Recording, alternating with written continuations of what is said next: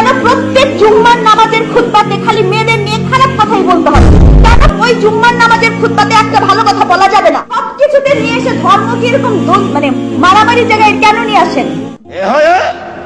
শর্মা মহিলা, তুমি জাতিকে পাপী করে, তোমার অঙ্গ প্রত্যঙ্গ জাতিকে দেখিয়ে জাতিকে জাহান্নামের দিকে ঠেলে দিয়ে তুমি নিজেকে শিক্ষিত মনে করো না। ভুল হিসাব তোমার বিদ্যাকে কবর দিতে এসেছি, তুমি মনে রেখো।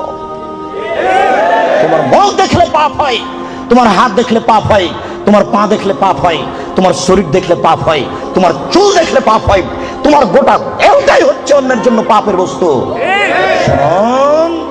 এই ছেলে, তোমার বাপ তোমার বোনকে দিয়ে জাতিকে পাপী করে তোমার বাপ যেন তাহাজ্জুদ পড়ে জান্নাত কিনতে না চাই বলে গেলাম তোমাকে। আর তোমার বোনকে বলে গেলাম, তোমার বোনের সাথে আমার অনেক কথা আছে, তোমার সাথে কথা আছে। তুমি এক পায়ে হলে দাঁড়িয়ে থাকো, এক একটা বাক্যকে তুমি মনে করবে 1 কোটি টাকা মূল্য, তাহলে তুমি আজকে কথা মূল্যায়ন করতে পারবে। আবারও বলে যাচ্ছি, তোমার বোন জাতিকে পাপী করে নিজেকে যেন শিক্ষিতা মনে না করে।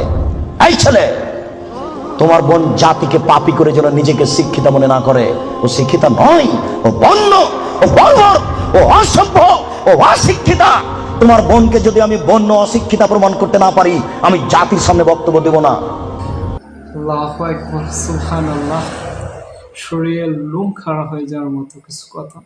আসলেই শায়েখের প্রতিটা কথা স্বর্ণাক্ষরে লেখার মতো, আর প্রতিটা কথা কোটি টাকার চেয়েও দামি। আল্লাহ যেন শায়েখের নেক হায়াত বৃদ্ধি করেন, এই কামনা করি। আমিন।